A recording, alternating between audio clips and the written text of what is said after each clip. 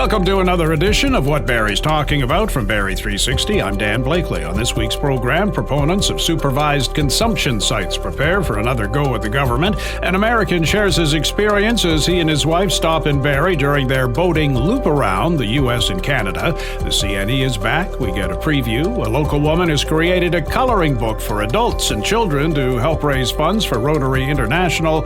And the Barrie Chamber of Commerce is looking for ideas for this year's Santa Claus Parade. We get the conversation started after this.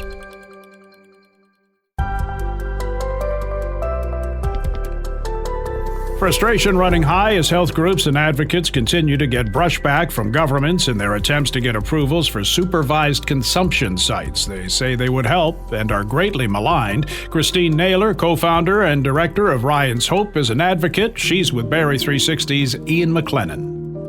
Where did this begin? And, bring it home locally for us. With our SCS application, that has been just delayed to the point that after 33 months of no response and no approval from the Ontario government, the applicant had to withdraw that application because they were paying rent on a site that they had no idea, because they're just getting silence from the Ontario government of when our application would be approved. And so we continue to lose people in our community. We continue to lose between 7 to 10 people a day in our province. The toxic drug supply is getting worse, and we're losing more people. And we need to be, upping what we're doing, and being proactive. And there's just been nothing from this government. The site was launched, I guess, by the Simcoe Muskoka District Health Unit, along with CMHA, Canadian Health Association. Canadian Mental Health Association was the applicant. The lead? Yeah, the lead applicant. Now, Health Canada did approve and was waiting for the Ontario government. We had that tragedy in Toronto, where innocent woman, mother of two, was gunned down, 3 people arrested near a consumption site. That started the ball rolling, where the province basically has put any other applications on hold.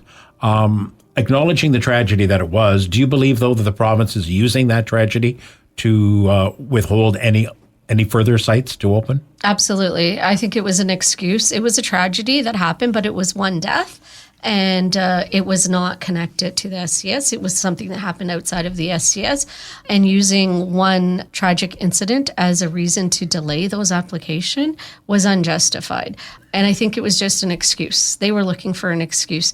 They did complete that review that they were doing. So their critical incident review has been completed, but we have not received any information about what the outcome was of that and when they're going to start approving applications again, or what they're going to do.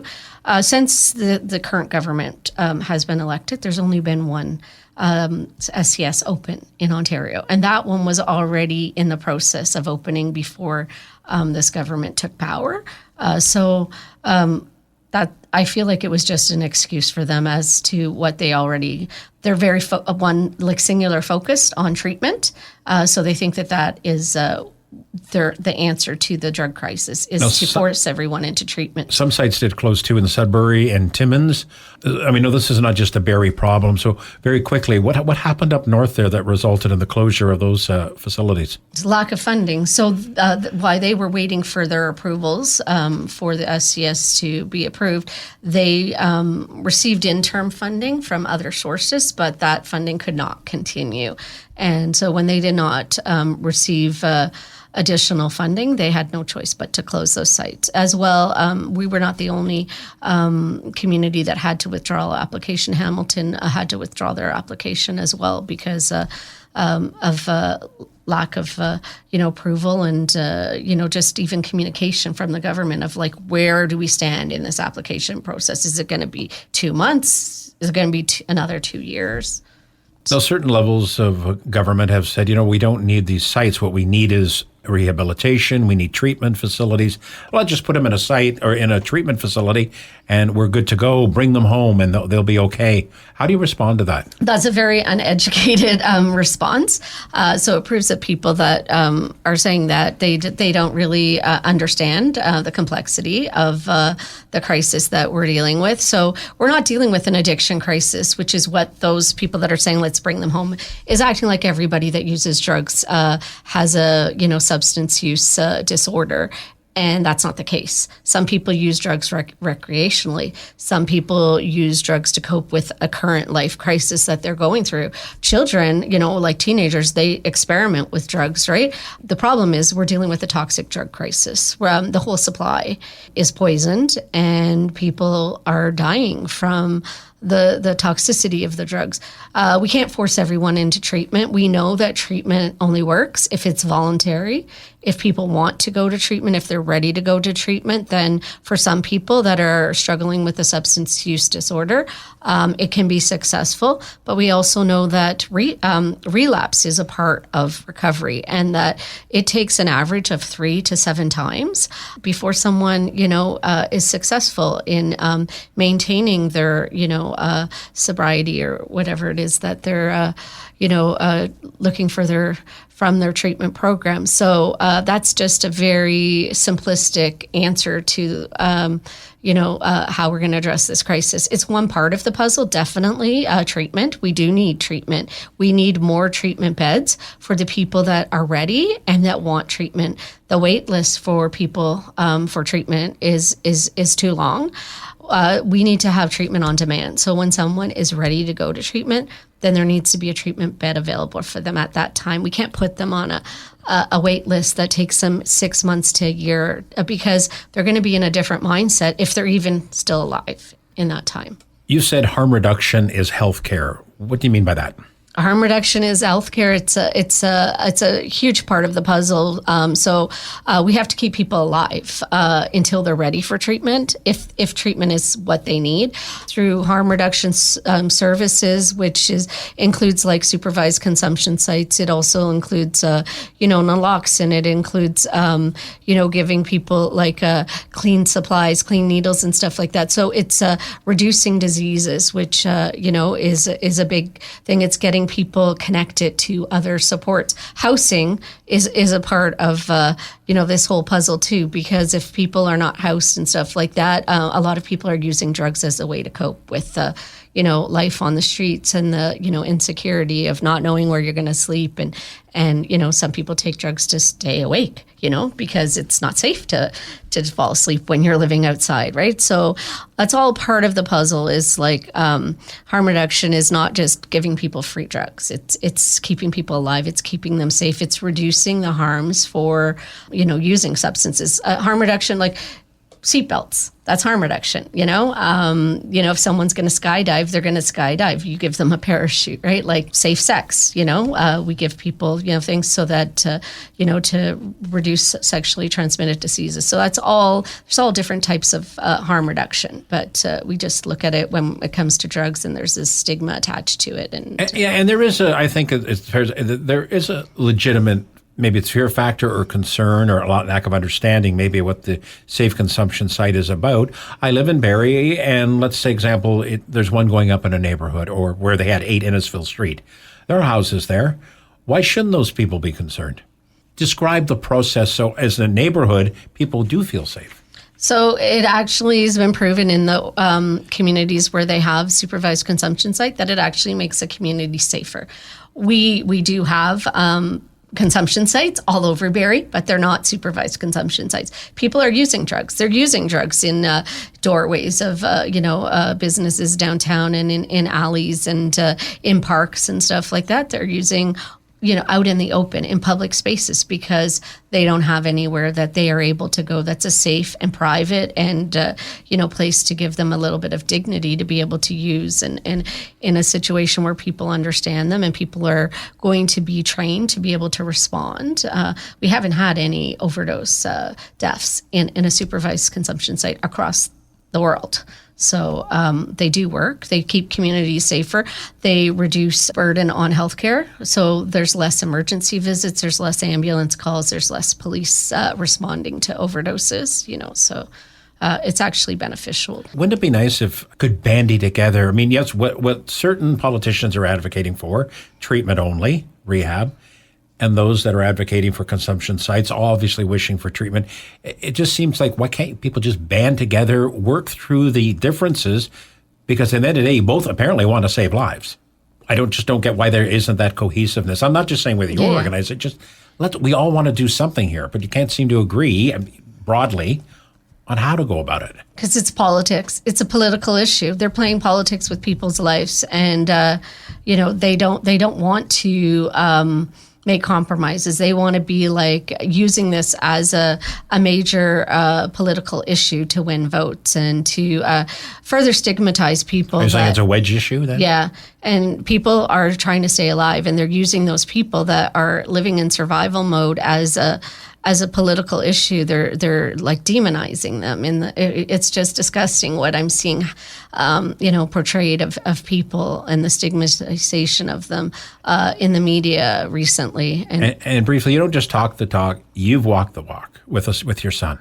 Yeah. If you could just briefly. Yeah, so Ryan's Hope is an organization that my husband and I started in memory and honor of our son Ryan, who lived with concurrent disorders. So he had bipolar disorder, and he self-medicated with street drugs because the pharmaceutical medications didn't work for him. And unfortunately, in 2020, we lost Ryan. And so through our organization, our mission is to advocate for and support people living with mental health issues, substance use disorders, and substance use issues, and experiencing homelessness, because those are all interconnected. And if you don't address them together, you're not really, it's like part of the puzzle, right? There's all different things that are just intersecting there that you need to address. And so we do advocacy. So I do a lot of advocacy. So I'm very vocal about sharing our family story and sharing the failures of the system, because we fought for 8 years to get Ryan help and support, and he was a great advocate for himself. Ryan was highly educated, and he was really gifted, and he was a great communicator, and he wasn't able to get the supports that he needed. And so we advocate for other people that don't have that ability to advocate for themselves. As well, we do frontline support in our community. So we do street outreach, and we're providing supports to people that are living in survival mode in our community.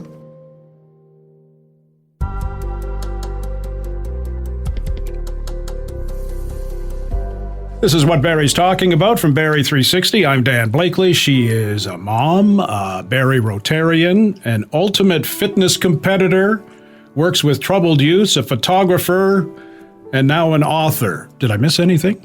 I don't think so, Dan.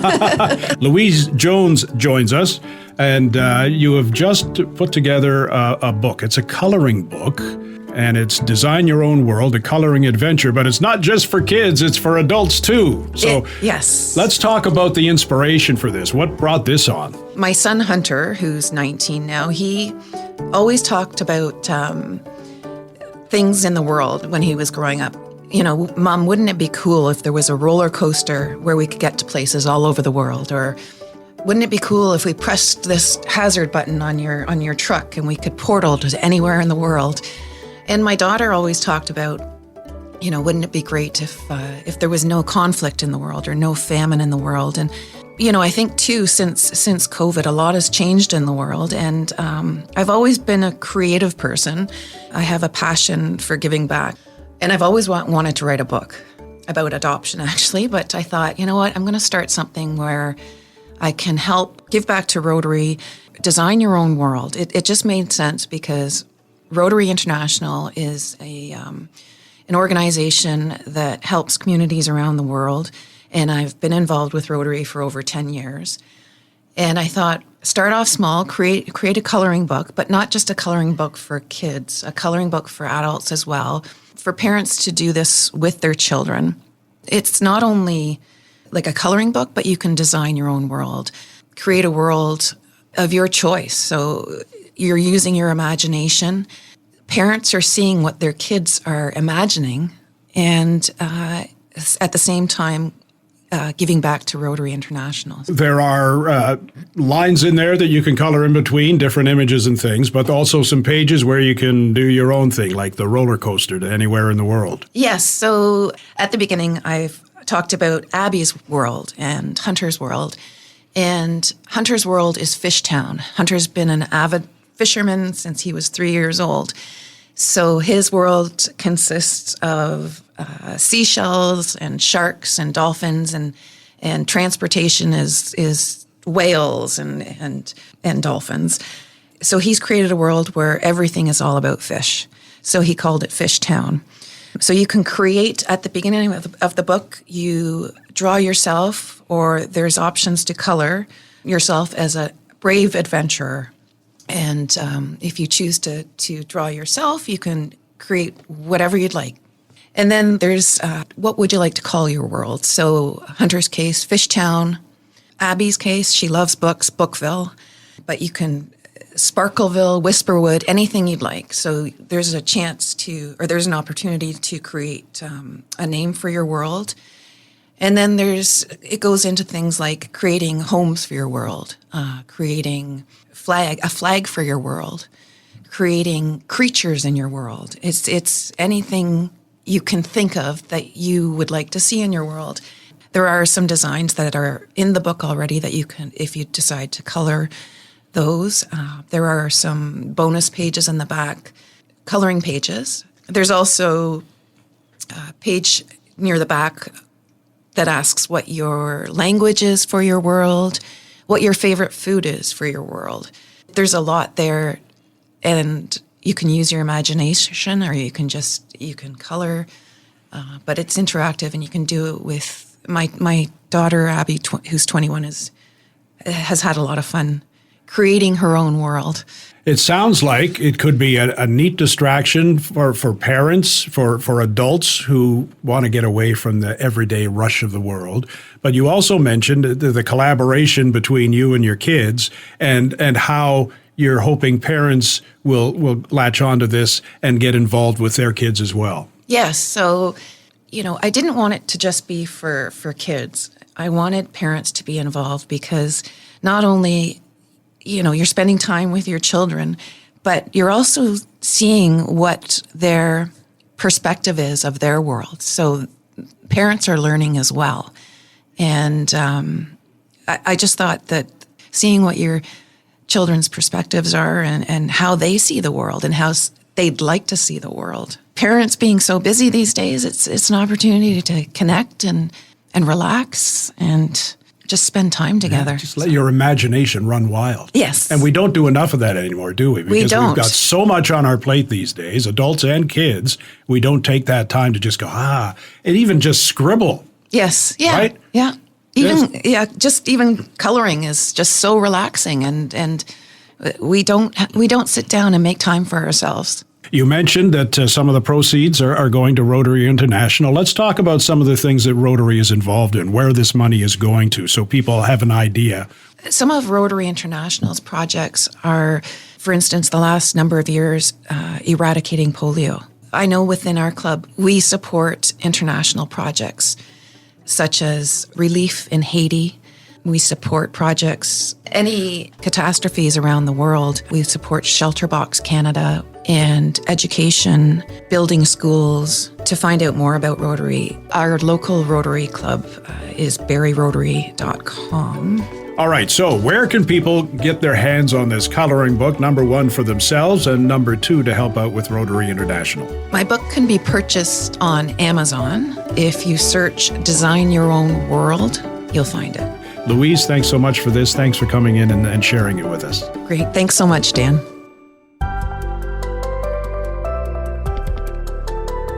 It's mid-August, but the Barrie Chamber of Commerce is thinking Christmas, thinking Santa Claus parade, reaching out to the public for ideas about a theme, also chatting up its Barrie Business Awards with Barrie 360's Will Conkin.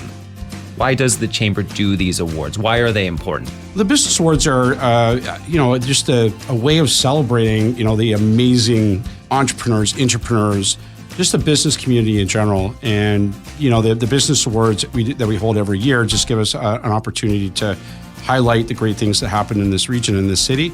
And, obviously to, just to get together and to celebrate as a business community and have some fun. Have you really seen things evolved over the years with business in Barrie and people wanting to create shops, create their own businesses? Absolutely. This is one of the most, entrepreneurial cities in the country, and there's a lot of reasons for that. We've got such a great region from a number of different aspects, proximity to the city.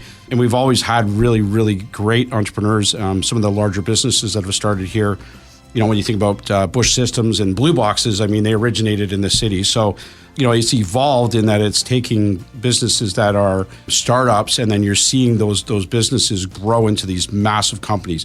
Peter Moore started Moore Packaging in a garage, and now he's has this massive company that is a global footprint. So great stories like that, and that's why we spend the time to kind of focus on them and make sure that we're propping them up. A couple new categories this year, maybe touch on those as well. Yeah, so in past we held an environmental award, and it was really kind of undersubscribed. So that's becoming much more important in our economy, and we wanted to celebrate that. But not a lot of companies really understand how they can get involved with that one. So sustainability is really where we want to focus. So the new award that we're announcing for this year is a Sustainable Impact Award, which allows you to do a number of things. You can focus on your impact to the environment if you've got great processes, but it also has to do with recovering after the pandemic and staffing. If you've been able to build a business that was sustainable through that period and has sustainability down the line, then that award is for you. And that's, again, those good business practices are what we're celebrating. Has it always been a goal to create new categories, or did it kind of just happen organically? No, not really. I think we add them or adjust them as needed. The award show is long enough as it is. So when we start adding more awards in, it becomes a really long night. Our event is a little different in that there's not really an entertainment component to it. It's a gala, and we're doing it on a Friday night this year, which is great. So those that maybe have imbibed a little too much will have a Saturday morning to recover. But we don't want these to be bigger. We want them to be better. So we'll adjust the categories as needed. I know this is a little bit away now, but Santa Claus Parade is on the radar for the Chamber. This will be the 75th year for it. So the Chamber is looking for a theme, and the public can give their input. Well, it's hard to believe when you get through last week. I have a sunburn of all sunburns after Kempenfest that we're going to have Christmas and snow coming up. But again, the Barrie Santa Claus Parade was established in 1949, so we are in our 75th year. And that's always held on the third Saturday in November. But this year, because it's our 75th, we wanted to get the public involved and not just the committee in deciding what the theme is. So we have a bit of a contest going on. You can participate by going to the Barrie Chamber website, barriechamber.com/Santa, and provide an entry. So if your name is chosen or your theme is chosen, we've got some prizing that's involved, free spot on the parade float or a float, a number of other little goodies that we're going to have in their prize package for anyone that decides it.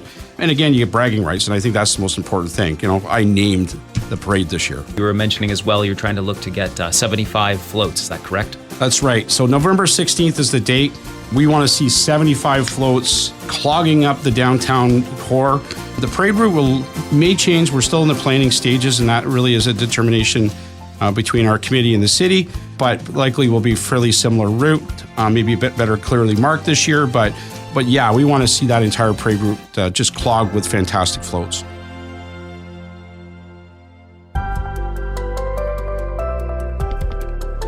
What Barrie's Talking About is a weekly podcast featuring the best Barrie and Simcoe County have to offer and more. You can get caught up and make it easy to keep up in the future by subscribing to What Barrie's Talking About through any podcast distributor. Still to come on What Barrie's Talking About, a Florida man boating through Barrie on a loop around likes what he sees, and the CNE is back for a 145th year. Now this. It's cool to care. It's a well-known fact blood transfusion saves lives. It's also a well-known fact that the world relies on voluntary unpaid donations to fill the need for blood. The need for blood never ends. Canadian Blood Services in Barrie is calling on you to help save a life. Please consider donating today. Appointments are mandatory and must be booked in advance. Book today at blood.ca through the Give Blood app or by calling 1-888-2-DONATE. Cool to Care is brought to you by the Peggy Hill team, keeping it real all the way to sold. Reach out now at peggyhill.com. It's Cool to Care with 107.5 Cool FM. This is What Barrie's Talking About from Barrie 360. I'm Dan Blakely. James Dogler is working on his bucket list, and this is a big one. The Florida man is 5 months into what they call a loop-around, boating from his home near Tampa up the eastern seaboard through Ontario and back home along the rivers of Middle America. Quite an adventure. I caught up with him during an extended stay at Barrie's Transient Marina. It's called the Great American Loop, and we left March 11th, so it's taken us about 5 months to get here. 3,400 miles. All right, where did you start from? A little town called Punta Gorda, 2 hours south of Tampa. We'd been to the Keys 1,000 times over the years. We've had the boat for 22 years, and so we cut across Lake Okeechobee to Stewart, Florida on the east coast, and up the intercoastal to New York City. Did the obligatory picture in front of the Statue of Liberty and got the heck out of there. Came up the Hudson. We got to Troy and entered the Erie Canal, made it as far as Syracuse, about 6 locks, visited some friends, and decided we wanted to spend more time in Canada. So we backtracked to Troy and then up the Lake Champlain, the Richelieu, Chambly, came out in Sorel-Tracy on the St. Lawrence, down to Montreal, Lachine Canal, and then the river to Ottawa. Did the Rideau, made a left at Kingston, went into the Thousand Islands for a week, 10 days, and then back to Kingston, set up for the Trent. And you find me in Barrie because it's got easy access to the international airport. You were saying your wife had to fly back home. She's working Monday through Friday off the boat, so we have a Starlink antenna system that works very well, and that allows her to keep working and make money so that we can keep cruising. I wanted to wait until she retired, but I think she knows mortality's in my future. Most of my friends have passed away already, and I'm only 68 years old, so it makes you think about, do it now rather than later. A lot of people who don't boat think that Lake Simcoe is landlocked, but you found your way here. Got a couple exits, actually, and both of them are the Trent. I'm amazed, I was surprised by how many lakes there are in Canada. They should call this the land of lakes because you've got some beautiful water. So my wife is a marine biologist, and we've been doing what they call Secchi readings for water clarity. So basically, it's a white-black disc that you drop in the water column, and when you can't differentiate between white and black, that'll give you the clarity at that depth in this much water. And Canada, by far has the clearest water of anywhere we've been since Florida. We're very much enjoying that, and the fact that it's fresh, because we do 95% of our boating in salt water, and it's hard on the boat, it's hard on the engines, it's hard on everything. So I compare our boating in this boat to one level above primitive camping, and considering our past boats, which have always been used boats, we feel very comfortable on this boat. And like I say, we've owned it for 22 years, been to the Bahamas, Tortugas, and all over Florida, and some of the lakes in interior U.S., and now the Great Loop. So this is the biggest trip we've ever done. And it's only just beginning. Well, we're 5 months in, and we figure we have at least another 6 months, maybe more. That's the beauty of not having a plan. We left without a plan. We only knew we were doing counterclockwise, which is the general route that most loopers, as they call them, take, mainly to take advantage of currents and such. There's no reason you can't go the other way, but we just kind of followed the weather north, and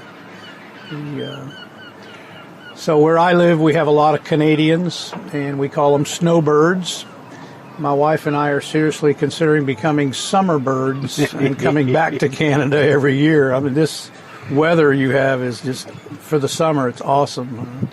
Yeah, apart from the wind of the last couple of days and a few rainy ones, it's been a pretty good summer so far. Wind is all part of it, and that's the thing that attracts us to boating, is you're more in tune with your environment.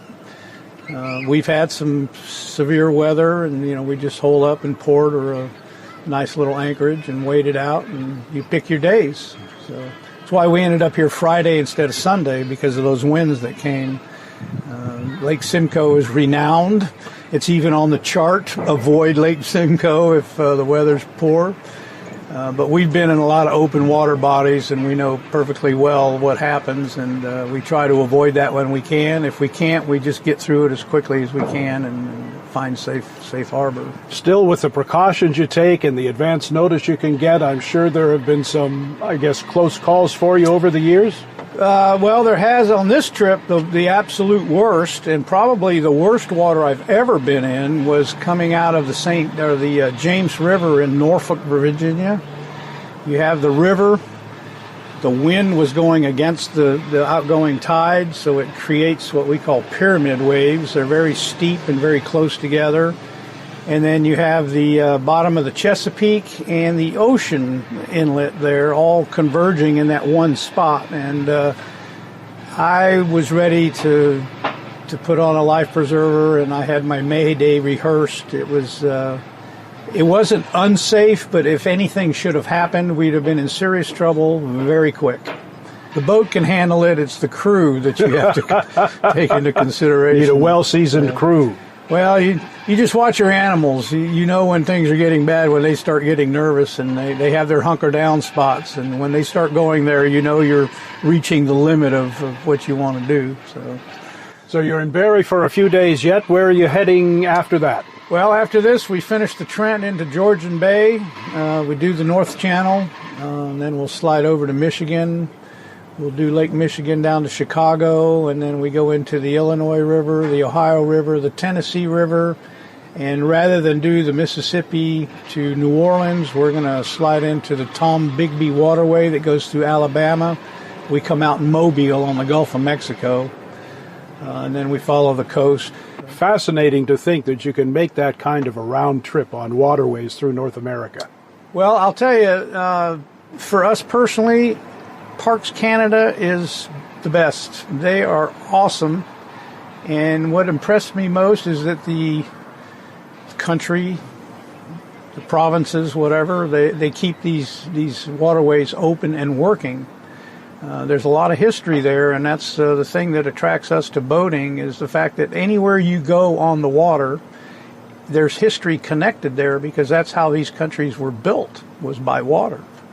That you can go to almost any little creek anywhere, and something happened there back in history, and that's happened to us, where there'll be like a Civil War plaque. This little nothing creek, and a battle was fought there because it gave the troops access to attack whoever. So we find the history along the waterway to be one of the most endearing and interesting things that we experience as we boat. Most fascinating thing that you've come across or sailed into on this trip? Well, I have to tell you that the Rideau was probably one of my favorites. They generally say the transit time is 3 to 5 days. It took us 15. We very much enjoyed that. And what amazed me about all these locks is that the doors are still timber. I mean, in this day and age. But when you think about something that was started in 1833 and wasn't completed until 1920, like the Trent, we haven't done the Big Chute Railway yet, but that's surely going to be an experience. We did do the Petersburg, and there was another lift lock down here. That was pretty impressive as well. No, I think of the whole trip so far, Canada has by far been the stellar experience. We have really thoroughly enjoyed Canada. I especially like Quebec. I'm fluent in French. I'm half Swiss, and I find them to be a very proud people. I like their flag. I'm a big flag guy. And the food, the congeniality of the people.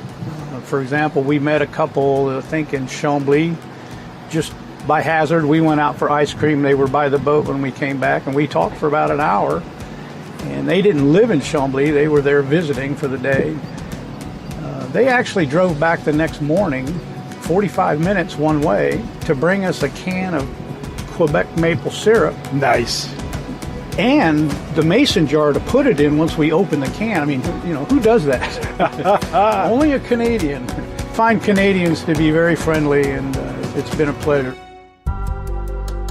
The rides, the games, the food, the concerts, the CNE kicks off its 145th season on Friday. Our Will Conkin gets a preview from CNE CEO Darryl Brown. A staple for the end of summer, the CNE is here. But to start, maybe what's your story? How long have you been connected with the CNE? And maybe what is your first memory of it? Did you go as a kid? You know, I didn't go as a kid because I grew up in Halifax. But I ventured to Ontario first. Well, my first venture was back in 1973, but it was a bit early in August before the CNE was up and running. I moved here in 85, so I've been around for a fair bit of time. One of my early memories was being at a Blue Jays game, looking at the Concords coming over the stands as part of the air show on a Labor Day weekend. But so I've been certainly around the CNE since the 80s, but directly involved in it since about 2014. I was external counsel then, and then moved on to actually start work here in 2017. Is it pretty incredible to see the changes from then to now? Yeah, well, you know, there's a really interesting history with the CNE. We managed the grounds here from 1879 to 1983, which means managing it all year round and also doing the fair. The city took over the fair in 84 and ran it till 2012, and there was a marked difference. And, you know, I looked at the financials from 1919 to 1983. We only had a deficit twice. When the city was running it, it was in deficit 39% of the time. When we took it back in 2013, there's only been one deficit since then, and that was when there was a lockout initiated by the city via IATSE. Point being that when we were running it, we were able to invest in it and continue to grow it in meaningful ways, and I think that's how it's, you know, playing out now. This year, what's new in terms of shows and entertainment? Well, you know, we just finished the Olympics, so we've got our little versions of some athletics. It's the X Games. We've got a half pipe that's just installed inside the Prince's Gates, and one of the oldest Olympians this year was Andy MacDonald of the UK. He's going to do some skateboarding.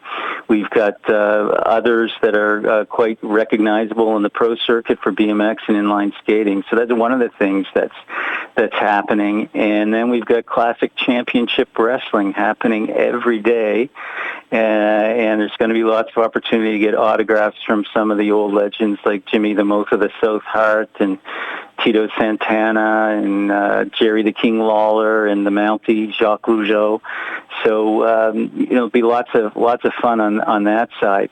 And a lot of people don't know that, you know, back in 1902 and for most of the last century, we had an art gallery here. In 1965, we donated 340 artworks to the Art Gallery of Ontario.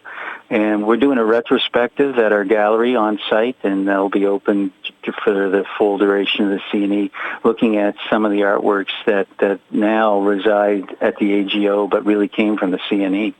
So there's an interesting contrast. And, of course, music. We've got 8 stages, but the band shell's the big one, and there's lots happening there.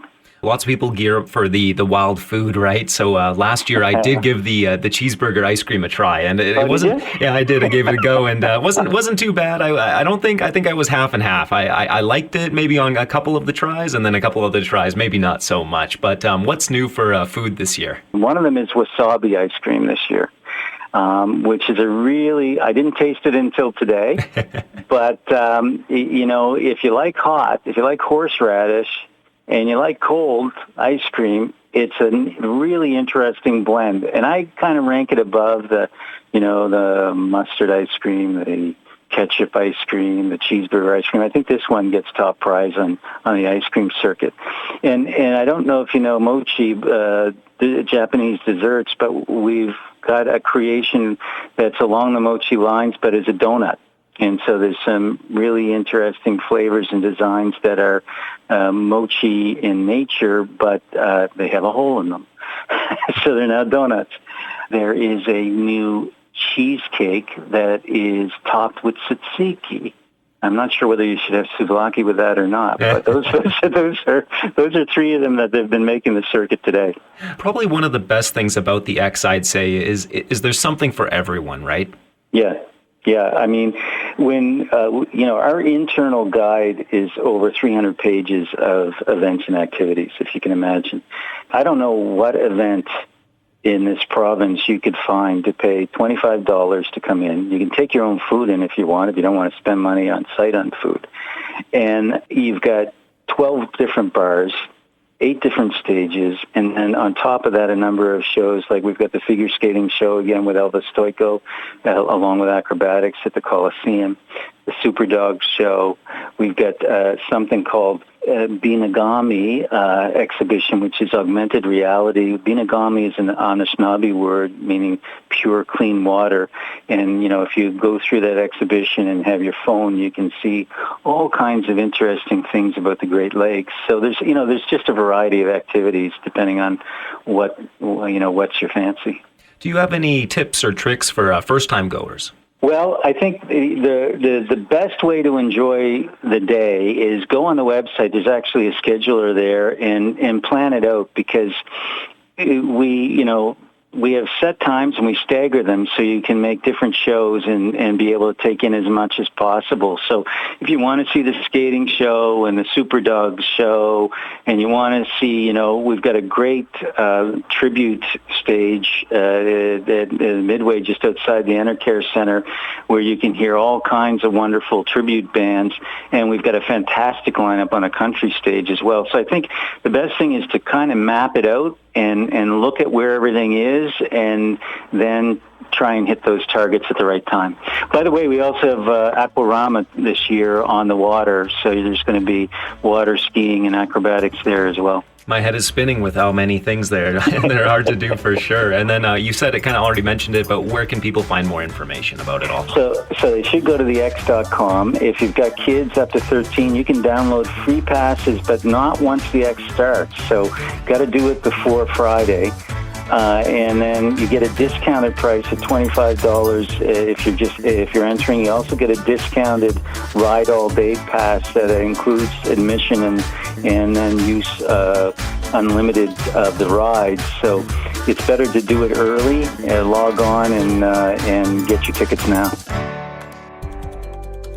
And that's our program for this week. Thanks to Ian and Will for their input, to Matt Ladder for his technical touch, and to you for listening. If you like what you've heard, please subscribe to What Barrie's Talking About, rate it, review it. You can also keep up with What Barrie's Talking About on X at Barrie360, on our website, Barrie360.com, and there's our daily Kickstart podcast, available from any streaming service and on our website. I'm Dan Blakely. Hope you'll join us again next week.